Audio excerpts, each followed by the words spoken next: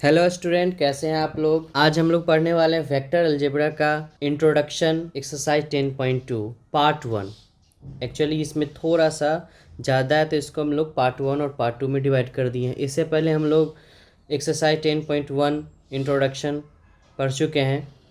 जो लोग नहीं पढ़े हैं वो हमारे 10.1 के इंट्रोडक्शन वाले वीडियो को पुनः देख लें। तो चलिए आज हम लोग शुरू करते हैं एक्सरसाइज 10.2 का इंट्रोडक्शन पार्ट 1। तो आज हम इस क्लास में पढ़ने वाले हैं सदिशों का योगफल, एडिशन ऑफ वेक्टर। तो हमारे पास एडिशन ऑफ वेक्टर दो तरह का पढ़ना है, एक है त्रिभुज के नियम और दूसरे हैं समांतर चतुर्भुज के नियम। सदिश योग के त्रिभुज नियम, triangle law of vector addition. तो ये जो सदिश योग के त्रिभुज नियम है यह क्या कहते हैं, सबसे पहले इसका हम लोग डेफिनेशन देख लेते हैं।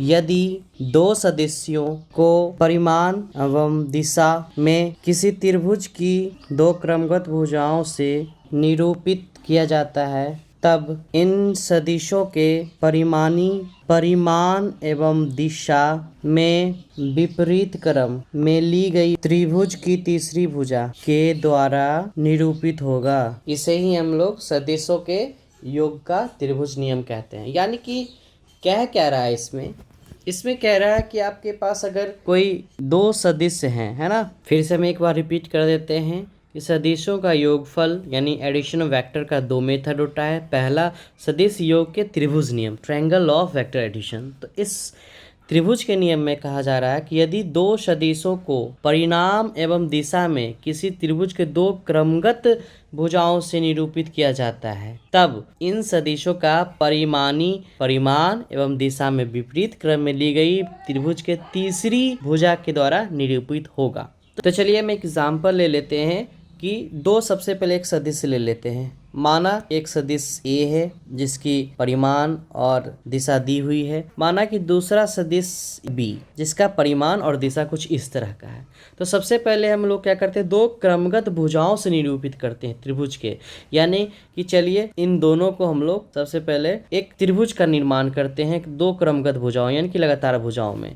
तो मान लो एक आपका वेक्टर ये है और दूसरा वेक्टर को कुछ त्रिभुज के दिशा के रूप में यहाँ रिप्रेजेंट करते हैं ना। तो यहाँ पे क्या देख रहे हैं, त्रिभुज के दो भुजाओं को निरूपित कर रहा है। फ्री वेक्टर का हम लोग कॉन्सेप्ट पढ़ चुके हैं। किसी भी वेक्टर को बिना दिशा और बिना परिमाण में बदलाव किए हुए कहीं से भी आप किसी को भी उठा के रख सकते हैं। तो हमने ए वेक्टर को कुछ इस तरह का रख दिया और हमने बी वेक्टर को कुछ इस तरह से रख दिया ताकि एक त्रिभुज का निर्माण हो जाए। तो इस दोनों का जो परिमाणी वेक्टर जो होगा, परिमाणी वेक्टर का जो परिमाण होगा और जो दिशा होगा वो क्या होगा, तीसरी भुजा के बराबर और दिशा विपरीत होगा। तो हमारी जो तीसरी भुजा हो जाती है वो हमारी ये कहलाएगी इस त्रिभुज का, है ना। ठीक है। और जैसे हम लोग डायरेक्शन ले रहे हैं, एक इधर लिए हैं दूसरा इधर लिए हैं, तो फिर तीसरा इधर होना चाहिए। लेकिन क्या रहा है कि परिमाण एवं दिशा में विपरीत क्रम में, यानी कि ये जो क्रम है ना इसको हम लोग विपरीत लेंगे, ऐसे नहीं लेकर के इस क्रम को हम लोग इस साइड लेंगे। तो चलिए इस वेक्टर को हम लोग इधर की ओर दिखा देते हैं। तो यही जो आपका वेक्टर हो गया ना, ये आपका हो गया A प्लस B वेक्टर। ये A प्लस B वेक्टर की हम लोग क्या बोलते हैं, परिमाणी वेक्टर। यानी किसी भी सदिश का परिमाणी वेक्टर क्या होता है, दोनों वेक्टरों का योग। तो यहाँ पे त्रिभुज के नियम आप लोग समझ चुके हैं कि यदि दो सदिशों को परिमाण एवं दिशा में किसी त्रिभुज के दो क्रमगत भुजाओं से निरूपित किया जाता है तो हमने A को और हमने B को दो क्रमगत भुजाओं के रूप में रिप्रेजेंट कर दिया, जो कि यहाँ पे आपको दिया हुआ था। ठीक है।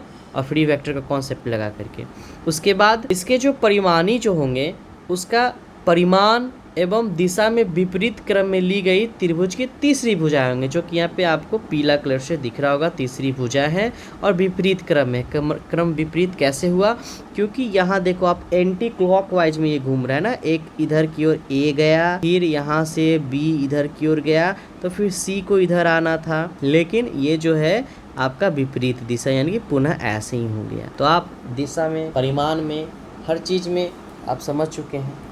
सेम इसी तरह से आपका एक दूसरा चतुर्भुज नियम यानी कि सदिश योग का समानांतर चतुर्भुज नियम, parallelogram law of vector addition होता है। कुछ नहीं है, सेम टू सेम यही है। समझ लीजिए कि बस इनके भाई ही है, सेम टू सेम वही कहानी है, बस समानांतर चतुर्भुज को लेकर के। तो चलिए वो सीख। सदिश योग के समांतर चतुर्भुज नियम, इंग्लिश में इसे बोलते हैं parallelogram law of vector addition. हमने पहले ही बोल रखा है ये क्या है, ये ट्रायंगल लॉ के ही भैया है ना, सेम टू सेम उसी तरह से होंगे। क्या होते हैं, चलिए इनका डेफिनेशन हम लोग एक बार देख लेते हैं। यदि दो सदिशों को किसी समांतर चतुर्भुज की संलग्न भुजाएं के द्वारा व्यक्त किया जाए तो उनका परिणामी सदिश उसके विकर्ण से निरूपित होता है जो इन भुजाओं को काटन बिंदु से होकर जाता है। तो चलिए हम लोग देख लेते हैं ऊपर के एग्जाम्पल में जो हमारे दो वेक्टर दिए हुए हैं और उसको हम लोग किस तरह से एक समांतर चतुर्भुज के दो भुजाओं से हम लोग व्यक्त करते, दो संलग्न भुजाओं। तो इन दोनों को हम लोग कॉपी कर लेते हैं पुनः और यहाँ पे पेस्ट कर देते हैं, है ना। तो हमारे पास ये दोनों आ चुके हैं। अब इसको एक हम समानांतर चतुर्भुज के संलग्न भुजाओं के रूप में यानी कि यहाँ पे इस कॉर्नर में रख देते हैं। दोनों का जो काटन बिंदु है वहाँ थोड़ा सा इसको नीचे कर देते हैं। तो यहाँ पे आप देख रहे हैं कि हमने वेक्टर ए और वेक्टर बी को किसी समानांतर चतुर्भुज के संलग्न भुजाओं के द्वारा व्यक्त किया है। अब हमारा सदिश योग के समानांतर चतुर्भुज नियम क्या कहते हैं कि यदि दो सदिशों को किसी समानांतर चतुर्भुज की संलग्न भुजाओं के द्वारा व्यक्त किया जाए तो उनका परिणामी सदिश यानी कि ए प्लस बी वेक्टर उसके विकर्ण से निरूपित होता है जो इन भुजाओं के काटन बिंदु से, यानी काटन बिंदु जो यहाँ पे आपका दोनों ए तथा बी का जो इनिशियल यानी कि प्रारंभिक जो बिंदु है वहां से शुरू होता है। यानी कि हम सबसे पहले इसको एक रिप्रेजेंट करने के लिए डॉट डॉट डॉट लाइन से दिखा देते हैं ना। यहाँ पे ये जो है विकर्ण कहाँ तक जाएगा, इतना ही लंबा रेखा इधर ले लेते हैं और सेम लंबाई का इधर से ऐसे करके ले लेते हैं, ठीक है, यहाँ पे मिल रहा है। तो जो आपका सदिश है उसका परिणामी सदिश यानी तो ए तथा बी के जो परिणामी सदिश होंगे यानी कि a प्लस बी वैक्टर उनके विकर्ण से निरूपित होते। चलिए तो यहाँ से हम उनके विकर्ण को ड्रॉ करते हैं, पारते ये विकर्ण है और यहाँ से इनका डायरेक्शन इधर की ओर होगा यानी कि दोनों काटन बिंदु पर होकर गुजर रहे हैं। तो बस यही आपका हो गया a तथा b का परिणामी सदिश यानी कि a प्लस वे वैक्टर। तो सेम टू सेम वही चीज़ है यहाँ भी। आप देख लो ये क्या है, ये जो आप ग्रीन लाइन से ड्रॉट किए हो ये जो रेखा है ये क्या है, एक तरह का बी वेक्टर है ना, बी के पैरेलल है और बी के ही लंबाई में है। तो एक तरह का ये तो ट्रायंगल लॉ ही कर रहा है, जैसे कि यहाँ पे ए था, यहाँ से बी वेक्टर था तो हमारा ए प्लस बी वेक्टर ये इसका तीसरी भुजा को दिखा रहा था। और यहाँ पे अगर इसको हटा देते हैं तो ये यहाँ पे ए तथा बी दोनों समानांतर चतुर्भुज के संलग्न भुजा व्यक्त कर रहा है और ए प्लस बी जो हमारा है परिणामी सदिश ये हमारा विकर्ण को निरूपित कर, ठीक है।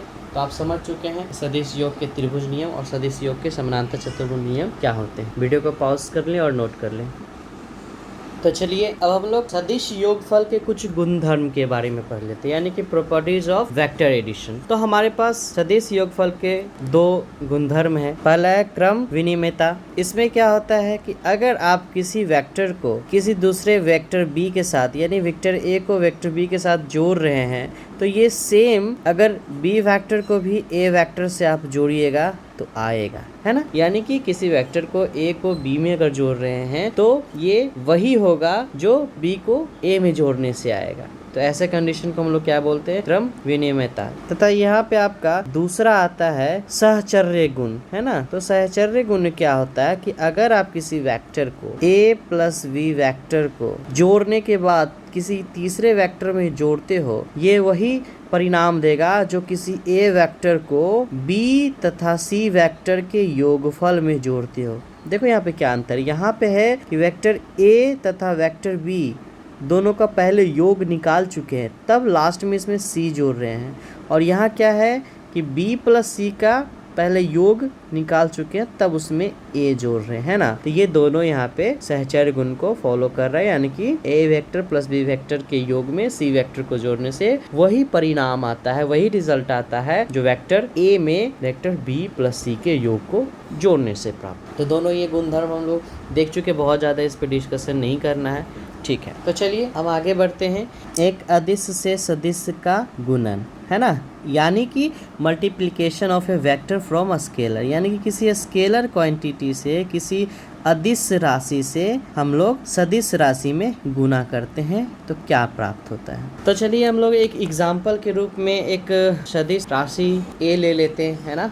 एक सदिश है जो ये ए है ना, मान लो ये 2 इकाई का एक सदिश है। अब इस ए में अगर हम लोग 1/2 जो कि अदिश होता है ना, एक संख्या 1/2 से अगर हम गुना करते हैं तो क्या होगा, यानी कि ए सदिश में 1/2 अदिश से हम लोग गुना करते हैं तो क्या होगा। तो यहाँ पे हम लोग क्या देख रहे हैं कि सदिश ए जो दिया हुआ है उसके 1/2 यानी कि हमारा दिशा हमारा सेम होगा, बस इसके परिमाण में आधा हो जाएगा, है ना, यानी कि ए का जो परिमाण होगा उसका आधा हो जाता है। तो चलिए हम लोग यहाँ पे ड्रॉ करते हैं। तो हमारा क्या होगा कि दिशा जो है ना यही रह जाएगा, ये दिशा हमारा ए के बराबर ही रह जाएगा, बस परिमाण हमारा छोटा हो जाएगा, है ना, आधा हो जाएगा, यानी कि हमारा ये इतना छोटा। तो ये हमारा हो गया है 1/2 ए वेक्टर, यानी कि एक सदिश का आधा।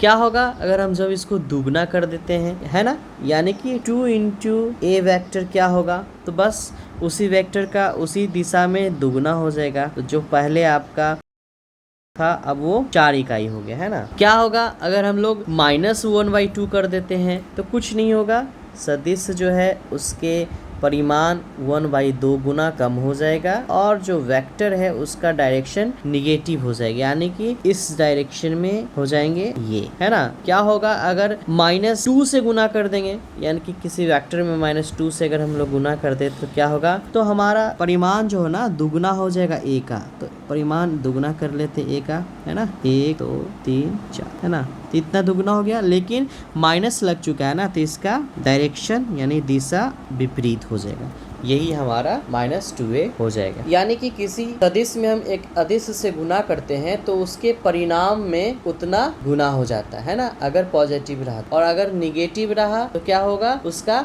दिशा विपरीत हो जाता है। यानी इसको हम कह सकते हैं कि अगर किसी ए सदिश में किसी अदिश से अगर हम लोग गुना कर देते हैं तो क्या हो जाता है, परिमाण बदल जाता है ना, परिमाण बदल जाता है और दिशा विपरीत या समान रह जाता है, दिशा विपरीत या समान रह जाता है, जैसा कि हम लोग यहाँ पे देख रहे थे, है ना। वीडियो को पॉज कर लें और नोट कर लें। तो चलिए हम लोग आगे बढ़ते हैं और दूसरे टॉपिक की तरफ, इकाई सदिश, यूनिट वेक्टर। इकाई सदिश के बारे में हम लोग इंट्रोडक्शन 10.1 वाले वीडियो में हम लोग इसका चर्चा कर चुके हैं, है ना। तो चलिए यहाँ पे कुछ और चर्चा करते हैं इनके बारे में। पिछले वीडियो में हम लोग जान चुके हैं कि इकाई सदिश जो होता है उसे हम लोग ए कैप से डिनोट करते हैं और ये इक्वल होता है किसी भी वेक्टर ए के उसी के मैग्नीट्यूड से भाग देने, है ना। तो हमारा यहाँ पे ए वेक्टर जो है भागा दे देते हैं ए वेक्टर के मैग्नीट्यूड से, तो हमारे पास ए कैप यानी कि ए का इकाई सदिश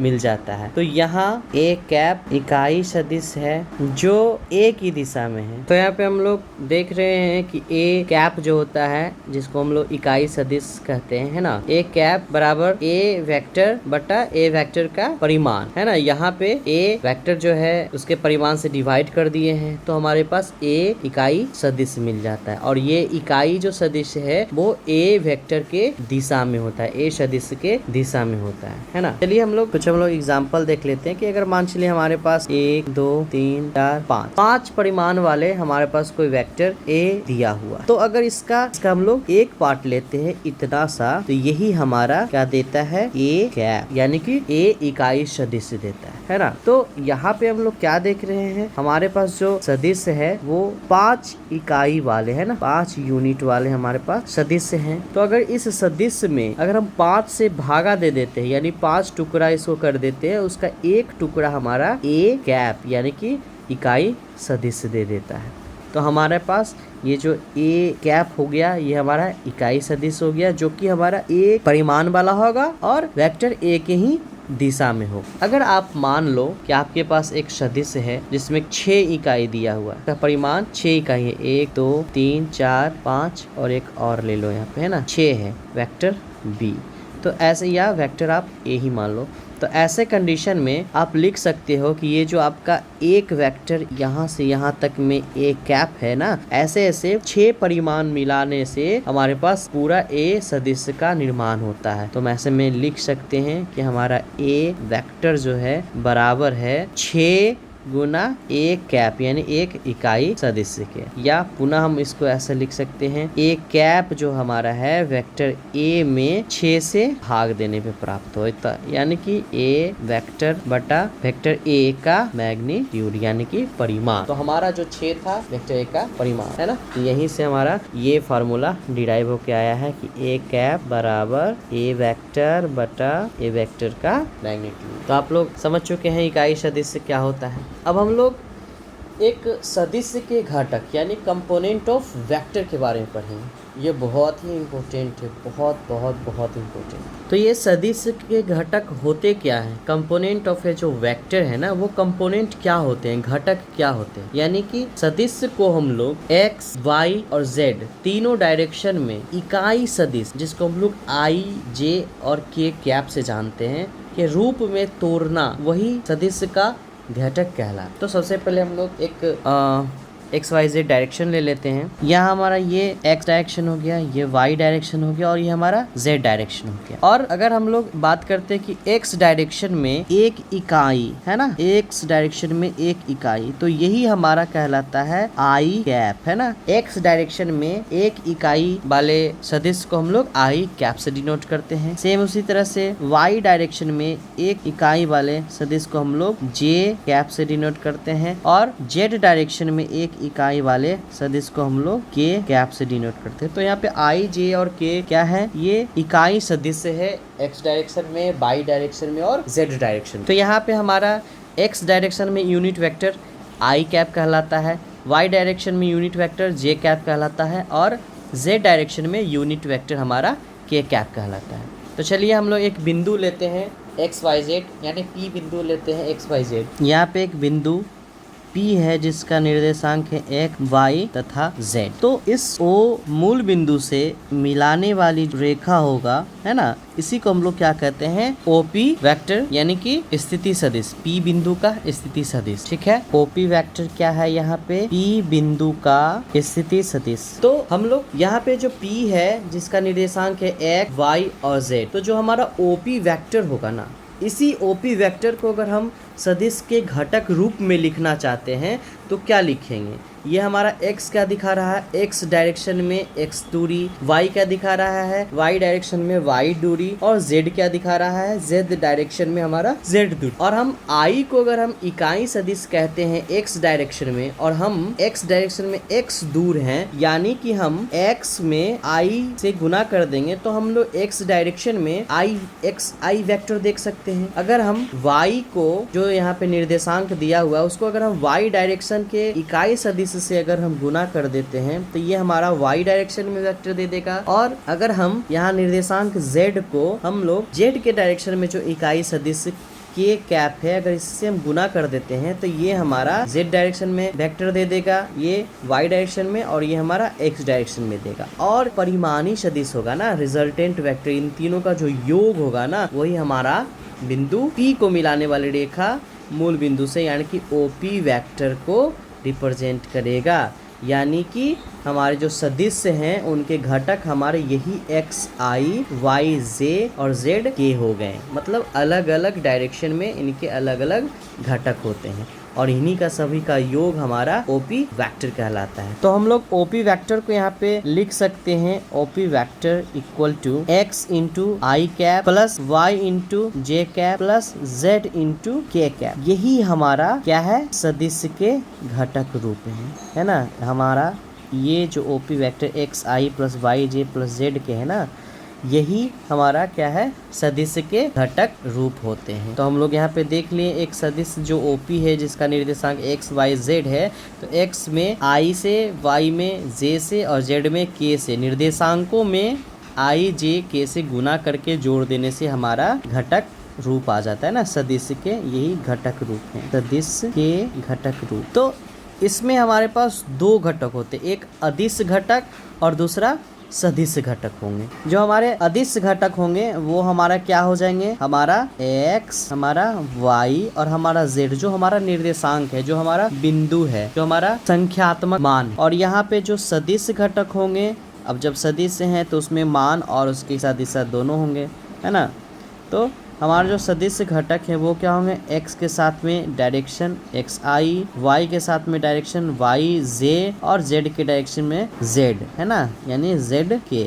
हमारे पास x y z अदिश घटक हो गए और xi yj और z के हमारा सदिश घटक होंगे। तो सदिश घटकों का योग ही xi प्लस yj और z के हमारा किसी भी पॉइंट से उसका वेक्टर होता है, यानी कि ओपी वेक्टर होता है। वीडियो को पॉज करके आप लोग नोट कर लीजिए। तो चलिए हम लोग बढ़ते हैं आगे कि अगर हमको सदिश दिया हुआ हो जो कि घटक रूप में हो तो उससे हम उसका मैग्नीट्यूड यानी कि परिमाण कैसे निकाल सकते हैं। सदिश के घटक रूप से परिमाण, मान लीजिए कि आपके पास एक सदिश दिया हुआ है ओपी जो घटक रूप में है, यानी कि एक्स आई कैप प्लस वाई जे कैप प्लस जेड के कैप के रूप में दिया हो। तो यहाँ से इस वेक्टर, इस सदिश के परिमाण क्या होंगे, है ना। तो यहाँ से ओपी वेक्टर के परिमाण कुछ नहीं, बस वही अदिश घटक का स्क्वायर का योग है ना, यानी कि x square plus y square plus z square, यही हमारा क्या हो जाएंगे, सदिश घटक रूप में से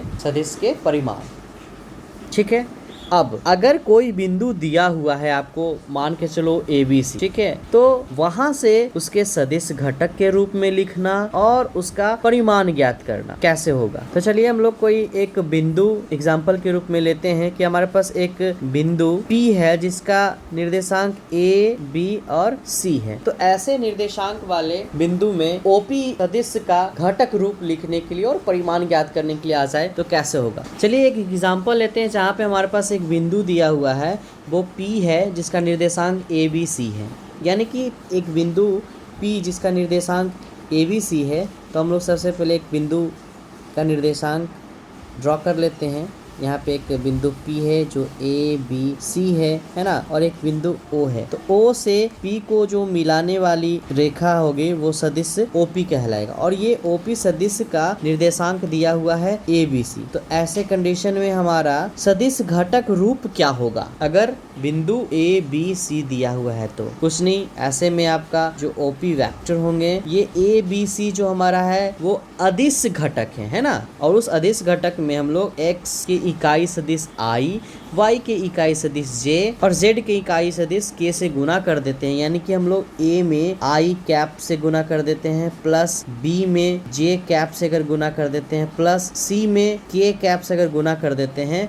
तो यही हमारा बिंदु ABC को मिलाने वाला वेक्टर यानी कि OP वेक्टर का सदिश घटक रूप हुआ। और यहाँ से OP वेक्टर का परिमाण क्या हो जाएगा, under root A square plus B square plus CS। ठीक है, तो आप लोग समझ चुके हैं। जैसे कि कुछ और एग्जांपल्स अगर हम लोग यहाँ ले लेते हैं एग्जांपल के रूप में, कि अगर आपके पास कोई एक वेक्टर A दिया हुआ है जो है 2i plus 3j plus 4k, तो ऐसे वेक्टर का परिमाण क्या हो जाएगा, यहाँ से आपका अंडर रूट 2 का स्क्वायर प्लस 3 का स्क्वायर प्लस 4 का स्क्वायर, यही इसका परिमाण हो जाएगा। और अगर हम लोग इसको ज्योमेट्री में अगर रिप्रेजेंट करना चाहेंगे तो कैसे रिप्रेजेंट कर सकते हैं, जो आपका निर्देशांक है वो हो जाएगा यहाँ पे अदिश घटक, यानी 2, 3 और 4।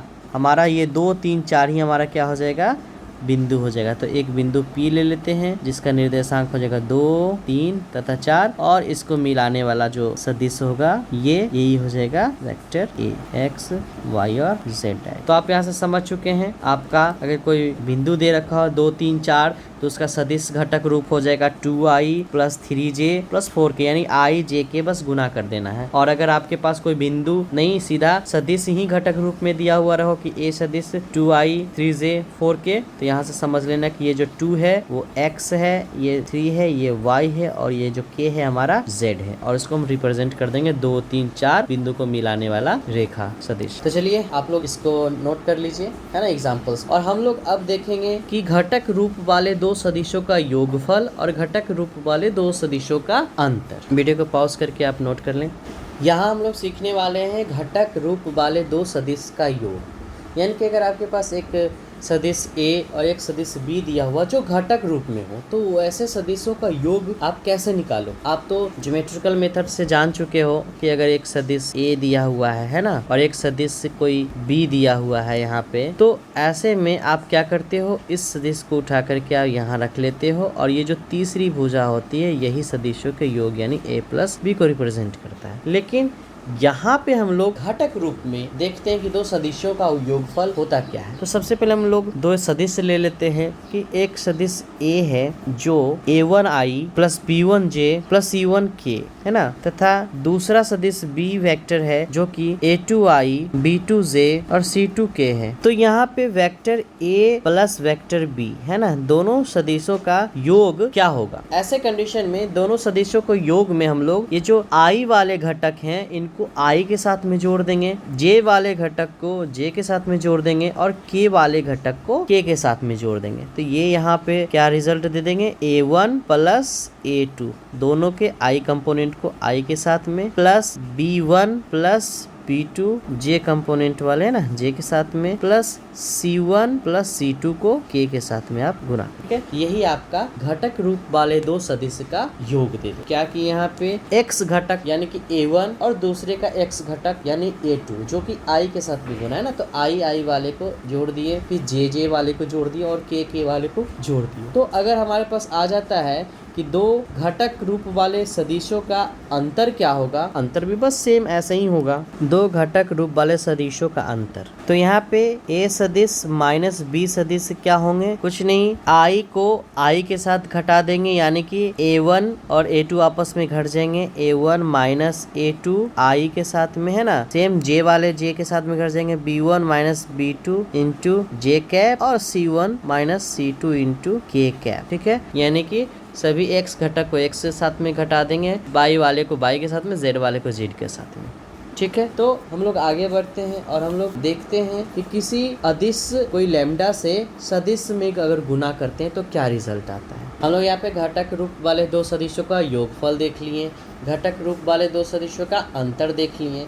अब क्या होगा कि किसी घटक रूप में कोई सदिश दे रखा हो और उसमें किसी एक अदिश लेमडा से अगर हम लोग गुना करते हैं, तो चलिए हम एक एग्जांपल ले लेते हैं यहाँ पे। तो अगर हमारे a वेक्टर जो कि ऊपर में दिए हुए हैं a1i plus b1j plus c1k, इसमें अगर हम लोग लेमडा से गुना करते हैं तो क्या होता है, तो कुछ नहीं होगा, बस लेमडा a1 में गुना हो जाएगा और i के साथ में, प्लस लेमडा b1 में गुना हो जाएगा j कैप के साथ, प्लस लेमडा c1 में गुना हो जाएगा k कैप के साथ। चलिए, तो हम लोग घटक रूप के सदिश का योगफल जान लिए, अंतर जान लिए और हम लोग गुणन भी जान लिए। तो अब हम लोग योगफल और गुणनफल का कुछ सम्मिलित रूप भी देख लेते हैं। योगफल और गुणनफल का सम्मिलित रूप, जिसमें कि हमारा पहला है कि अगर किसी एक वेक्टर a में k से गुना हो प्लस अगर किसी एक वेक्टर में m से गुना हो और दोनों का योगफल हो, तो आप दोनों अदिश को आपस में जोड़ करके लिख सकते हैं k plus m vector a के साथ। दूसरा आपका है कि अगर आपके पास कोई सदिश में k से गुना हो जो पहले ही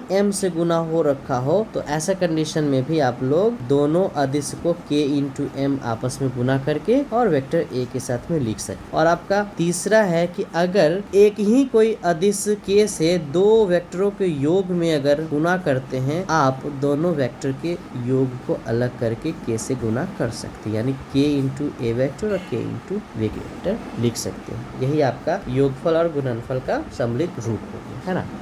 तो चलिए, एक टॉपिक और बच गया है, हम लोग देखते हैं आगे। दो सदिश समान होंगे जब आपके पास मान लो कि दो सदिश दिया हुआ है, एक वेक्टर आपका a है जो यहाँ पे, तथा आपके पास एक वेक्टर b है जो ये है। तो यहाँ पे दो समान सदिश यानी a और b तभी होंगे जब इनका x का और इनका x का दोनों का कंपोनेंट यानी कि घटक समान होंगे, इनका y का दोनों का समान होंगे और इनका z का इनका दोनों का समान होंगे। यानी कि आपका a1 a2 आपस में बराबर होना चाहिए, पहला condition a1 equal to a2 होना चाहिए, दूसरा condition b1 equal to b2 होना चाहिए और तीसरा condition c1 equal to c2 होना, ठीक है। जब तक ये तीनों आपस में बराबर नहीं होते हैं तब तक दो सदिश आपस में बराबर नहीं होंगे।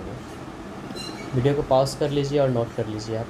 तो चलिए हम लोग एग्जाम्पल की तरफ बढ़ते हैं, है ना। बुक का एग्जाम्पल नंबर आपका 4 है कि एक्स वाई जेड के मान ज्ञात कीजिए ताकि सदिश a x i plus 2j plus z k और b equal to 2i y j और के समान हो। तो हम लोग एग्जाम्पल में देख चुके हैं कि समान कब होंगे, जब इनके x घटक इनके x घटक के बराबर होंगे, इनके y घटक इनके y घटक के बराबर होंगे और इनके z घटक इनके z घटक के बराबर होंगे। ठीक है, हम लोग इसका हल देखते हैं। हमारे पास दिया हुआ है x y z का मान निकालने के लिए 2 वेक्टर दिया हुआ, तो हम लोग क्या करेंगे, यहाँ पे जो i घटक है ना दोनों के बराबर करेंगे, j घटक बराबर करेंगे और k घटक यहाँ पे बराबर करेंगे, यानी कि i का घटक बराबर होगा। तो यहाँ पे x ये है और दूसरा का i घटक 2 है ना। तो यहाँ पे x इक्वल टू 2 हो जाएगा। सिमिलरली उसी तरह से आपका j का भी घटक बराबर होगा। तो यहाँ पे j का घटक 2j है और यहाँ पे yj है, यानी कि 2 जो होगा आपका y के बराबर होगा। तो यहाँ पे 2 इक्वल टू हो जाएगा y और यहाँ पे k घटक भी आपस में बराबर होंगे, यानी कि यहाँ पे zk और सिर्फ k, तो ये दोनों आपस में बराबर होंगे, यानी कि k को अगर हटा दिया जाए तो इसका z बराबर वहाँ पे सिर्फ k था, यानी कि इसके साथ में 1 गुना था, तो हमारा z बराबर क्या आ गया 1। अतः हमारा x बराबर 2, y बराबर 2 एंड z बराबर 1 होंगे। आंसर। तो एग्जाम्पल नंबर 5 देखते हैं। क्या है कि मान लीजिए कि एक वेक्टर a बराबर i प्लस 2j है और वेक्टर b बराबर 2i प्लस j है, तब क्या a का परिमाण b के परिमाण के बराबर होगा? क्या सदिश a और b समान है? तो चलिए हम लोग यहाँ पे हल देखते हैं कि हमारा वेक्टर यहाँ पे सदिश a बराबर दिया हुआ है i प्लस 2j है ना। तो इसका परिमाण क्या हो जाएगा, अंडर रूट i यानी कि 1 का स्क्वायर प्लस 2j यानी कि 2 का स्क्वायर। तो यहाँ से हमको निकल के आ जाएगा रूट 5। सेम उसी तरह से अगर हमारे पास b वेक्टर दिया हुआ है 2i प्लस j, तो इसका परिमाण क्या हो जाएगा, इसका परिमाण हो जाएगा वही अंडर रूट 2 का स्क्वायर प्लस 1 का स्क्वायर यानी कि अंडर रूट 5। तो यहाँ पे साफ साफ हम लोग देख रहे हैं कि यहाँ पे जो सदिश a का परिमाण है और सदिश b का परिमाण है हमारा दोनों बराबर है। यहाँ a का मैग्नीट्यूड बराबर b का मैग्नीट्यूड है ना। इसका दूसरा पार्ट क्या कह रहा है कि a और v समान है। तो जरा देखते हैं कि हमारे पास जो a है वो i प्लस 2j है ना, और यहाँ पे b जो है हमारा 2i प्लस j है। तो क्या यहाँ पे i का घटक दोनों आपस में बराबर है? क्या i का घटक a का 1 है और यहाँ पे i का घटक b का 2 है? क्या ये दोनों बराबर है? जी नहीं। क्या j घटक बराबर है? क्या यहाँ पे 2 इक्वल टू j यानी कि 1 है? जी नहीं। तो ना तो यहाँ पे i घटक बराबर है, ना तो यहाँ पे j घटक बराबर है। तो हम लोग कह सकते हैं कि यहाँ पे a तथा b के संबंधित अदिश घटक समान नहीं है। यहाँ सदिश a तथा सदिश b के संबंधित अदिश घटक समान नहीं है, इसलिए a वेक्टर b वेक्टर के बराबर नहीं है। वीडियो पॉज कर लीजिए और नोट कर लीजिए। अब आगे बढ़ते हैं। एग्जाम्पल नंबर 6 क्या कर रहा है कि सदिश a बराबर 2i plus 3j plus k के अनुदिश, यानी कि सदिश a के दिशा में मात्रक सदिश ज्ञात करना है ना। तो पहले ही चैप्टर में हम लोग पढ़ चुके हैं कि सदिश a के अनुदिश मात्रक सदिश क्या होंगे। इस सदिश के परिमाण से इस सदिश में अगर भाग देते हैं तो हमारा a सदिश का मात्रक सदिश निकल जाता है। अब बिल्कुल वो a के ही अनुदिश होंगे, a के ही दिशा में होंगे। तो चलिए हम लोग a कैप यानी कि जो a के दिशा में मात्रक सदिश होते हैं निकालते हैं। तो a कैप का क्या फॉर्मूला होता है, a वेक्टर बटा a वेक्टर का मैग्नीट्यूड यानी परिमाण। तो यहाँ पे हम लोग a वेक्टर है 2i plus 3j plus k को भाग दे रहे हैं इसके मैग्नीट्यूड यानी कि अंडर रूट 2 का स्क्वायर प्लस 3 का स्क्वायर प्लस 1 का स्क्वायर से। तो ये इक्वल हो जाएंगे 2i plus 3j plus k बटा अंडर रूट 14 के, है ना। और इक्वल टू ये हो जाएंगे 2 बटा अंडर रूट 14i, ठीक है, अलग अलग बस कर देते हैं, 3 बटा अंडर रूट 14j और प्लस 1 बटा अंडर रूट 14 की। तो यही हमारा मात्रक सदिश हो गया। किसके दिशा में? ए वेक्टर की दिशा में, यानी कि ए के अनुदिश मात्रक सदिश हमारा ए कैप हो। अच्छा एक बात बताइए, यहाँ पे ये जो वेक्टर दिया हुआ है इसका परिमाण क्या होगा? बिल्कुल परिमाण 1 होगा, क्योंकि ये मात्रक सदिश हैं। चलिए नेक्स्ट एग्जांपल। यहाँ पे एग्जांपल नंबर 7 क्या कह रहा है कि सदिश ए i-2j के अनुदिश एक ऐसा सदिश ज्ञात कीजिए जिसका परिमाण 7 इकाई हो। मतलब एक ऐसा वेक्टर लेना है जो एक ही दिशा में हो लेकिन उसका इकाई 7 हो। तो मान के चलिए कि अगर आपके पास एक वेक्टर है जो कुछ इकाई होगा, मान चलिए यहाँ 1 2 कुछ ऐसा इकाई है ना, जो वेक्टर ए आपका है i-2j दिया हुआ है ना। तो इस दिशा में अगर हम कोई एक वेक्टर लेते हैं ना, तो यहाँ से एक ये वेक्टर यही हमारा हो जाएगा ए कैप, एक इकाई है ना। और इसी ए कैप में अगर हम लोग 7 से गुना कर देते हैं तो हमारा मान चलिए इसी ए कैप में हम इसी लंबाई में अगर हम 7 से 1 2 3 4 5 6 7 से अगर हम गुना कर देते हैं तो यही हमारा 7 इंटू ए कैप हमारा नया वाला वेक्टर हो जाएगा। इसी कॉन्सेप्ट को हम लोग यूज करते हुए हम लोग हल निकालते हैं कि हमारा इस ए सदिश के अनुदिश 7 इकाई वाले सदिश हमारे हो जाएंगे 7 into A cap. A cap क्या है? ए के अनुदिश इकाई सदिश है और 7 क्या है? 7 परिमाण गुना कर दिए तो 7 इकाई, यानी कि ए के अनुदिश 7 परिणाम वाले सदिश हो गए। तो यहाँ से इक्वल टू क्या हो जाएंगे? 7 इंटू ए कैप का फॉर्मूला होता है ए वेक्टर बटा ए का परिमाण, इक्वल टू हो जाएगा 7 गुना ए वेक्टर होगा i-2j और इसका परिमाण से हम लोग भागा देते हैं अंडर रूट 1 का स्क्वायर प्लस -2 का होल, है ना। तो यहाँ से ये हमें प्राप्त हो जाएंगे, क्या प्राप्त हो जाएंगे यहाँ से? 7 इंटू i-2j बटा अंडर रूट 5, जो कि आगे चल के दे देंगे 7/√5 i माइनस 7 दूनी 14 बटा रूट 5j। ठीक है, यही हमारा हो गया वेक्टर ए के अनुदिश 7 इकाई वाले सदिश। अच्छा ये जो नया वाले ये जो सदिश बने हैं इसका परिमाण क्या होगा?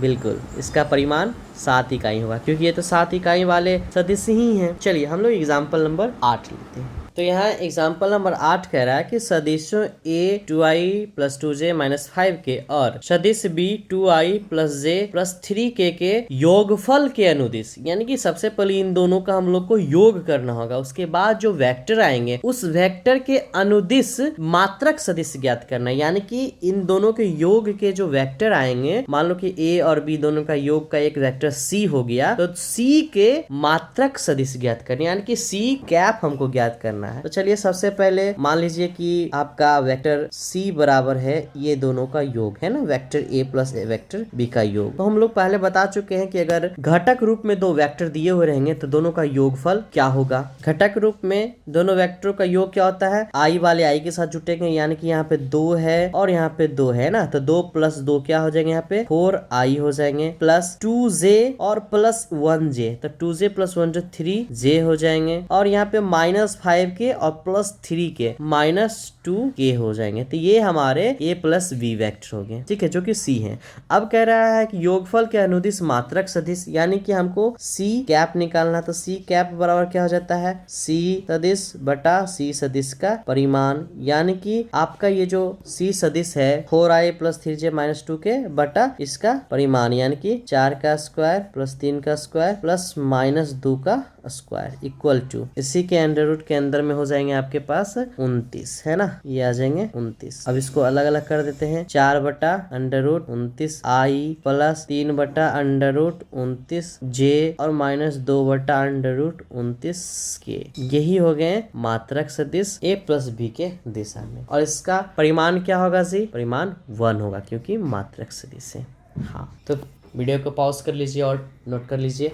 अब हम एक और टॉपिक डिस्कस कर लेते हैं जो एग्जांपल नंबर 8 के बाद है ना, कि दो बिंदुओं को मिलाने वाला सदिश, यानी कि वेक्टर ज्वाइनिंग 2 पॉइंट्स। तो मान लीजिए कि हम लोग 2 बिंदु ले रहे हैं ना, बिंदु A और बिंदु B, और दोनों को मिलाने वाली रेखा AB है, जहाँ पे बिंदु A जो है x1, y1 और z1 निर्देशांक है, और हमारा जो बिंदु है वो x2, y2 और z2 निर्देशांक है ना। तो इन दोनों बिंदुओं को मिलाने वाला जो वेक्टर होगा ना, A से B की तरफ जो वेक्टर होगा वो क्या होगा? AB वेक्टर इक्वल टू हो जाएंगे इन दोनों के x अक्षांशों का अंतर, y अक्षांशों का अंतर और z निर्देशांकों का अंतर के साथ में i j k लगा देंगे, यानी कि x2 minus x1 i plus y2 minus y1 j plus z2 minus z1 k। ठीक है, तथा ए बी जो वेक्टर है ना, दो बिंदुओं को मिलाने वाला, उसका परिमाण क्या हो जाएगा, सेम वही होगा, under root x2 minus x1 का whole square plus y2 minus y1 का whole square plus z2 minus z1 का होल स्क्वायर। तो बहुत ज़्यादा इस पे उतना डिस्कशन नहीं करना है, आप बस समझ लो कि दो बिंदु x1 y1 z1 तथा x2 y2 z2 दिया हुआ है। इन दोनों बिंदुओं को मिलाने वाले सदिश होंगे, वो सदिश ए बी वैक्टर कहलाएंगे, जो कि x2 minus x1 i plus y2 minus y1 j plus z2 minus z1 k के रूप में होंगे। और जो ए बी वैक्टर होंगे उनका परिमाण x2 माइनस x1 का whole square plus y2 minus y1 का whole square plus z2 minus z1 का होल स्क्वायर होगा। ठीक है, आप अगर 3D में देखना चाहते तो ये कुछ इस तरह के होंगे, इस प्रकार के। अगर आपके पास x, y और z दे रखा हो और आपके पास एक बिंदु P यहाँ दे रखा हो और एक बिंदु यहाँ पे Q दे रखा हो, तो यहाँ O से ये आपका पोजीशन वेक्टर OP हो जाएगा, यहाँ से एक पोजीशन वेक्टर OQ हो जाएगा, और अगर आप PQ वेक्टर लेते हैं तो ये आपका PQ वेक्टर हो जाता है। चलिए यहाँ पे P और Q नहीं होता है, यहाँ पे ना A ले लेते हैं और यहाँ पे बी लेते हैं, तो यही ए बी वेक्टर हो जाएगा। और जरा आप सोचो, यहाँ पे अगर आप ट्रायंगल लो लगाते हो, है ना, कि आपका एक वेक्टर यहाँ पे है ओ ए वेक्टर है, ठीक है, एक यहाँ पे है ए बी वेक्टर है, और दूसरा इस तरफ आपका है जो ओ बी वेक्टर है, ये ओ ए वेक्टर है, और यहाँ पे ए बी वेक्टर है। तो अगर ट्रायंगल लो लगाते हो तो क्या इस वेक्टर प्लस इस वेक्टर का योग ये वेक्टर कहलाएगा कि नहीं, यानी कि यहाँ पे आपका ओ बी वेक्टर बराबर हो जाएगा O A vector plus A B vector, और यहीं से ए बी वेक्टर जो हो जाता है वो O B vector minus O A vector कहलाता है, आपका यहाँ से ए बी वेक्टर हो जाए। ठीक है, जहाँ पे ओ बी वेक्टर आपका हो जाता है x2i प्लस y2j, क्योंकि निर्देशांक है आपका x2 y2 और z2, है ना, के। फिर माइनस में ओ ए का हो जाएगा x1i plus y1j plus z1k, और यही दोनों का अंतर, इन दोनों का अंतर x2 माइनस x1i और y2 माइनस y1j और z2 माइनस z1 के का निर्माण करता, जो कि ए बी वेक्टर ऊपर में है। बट बहुत ज़्यादा इस पे उतना डिटेल में नहीं जाना है, बस जान लो कि दो बिंदु अगर दिया हुआ है ए और बी, तो A B vector x2 minus x1 i y2 minus y1 j plus z2 minus z1 k होगा। ठीक है, और स्पेशली हम एक एग्जाम्पल कर लेते हैं, एग्जाम्पल नंबर 10। यहाँ एग्जाम्पल नंबर 10 क्या कर रहा है कि बिंदु P 2 3 0 एवं बिंदु Q -1 -2 -4 को मिलाने वाला एवं P से Q के तरफ दिशा, यानी कि P से Q के तरफ दिशा वाला सदिश ज्ञात कर लेना है।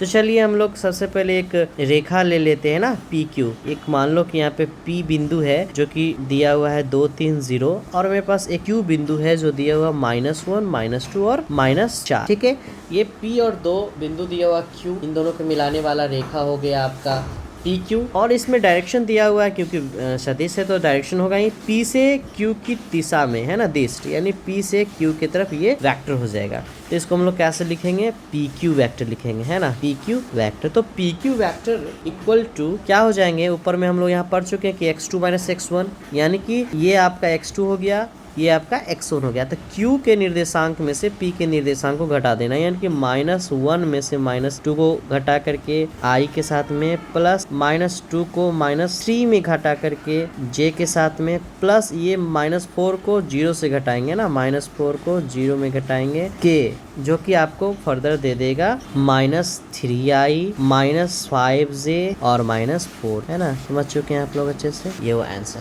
तो यहीं पे पार्ट 1 समाप्त होता है 10.2 पे, और नेक्स्ट वीडियो में हम लोग पार्ट 2 देखेंगे। ठीक है, उसके बाद हम लोग एक्सरसाइज 10.2 को सॉल्व करेंगे। हमारे साथ ऐसे ही बने रहिए, और पसंद आए तो वीडियो को लाइक कीजिए, चैनल को सब्सक्राइब कीजिए, और जो भी आपका सुझाव हो प्लीज़ कमेंट में ज़रूर देना। तो आज के लिए इतना ही, थैंक यू।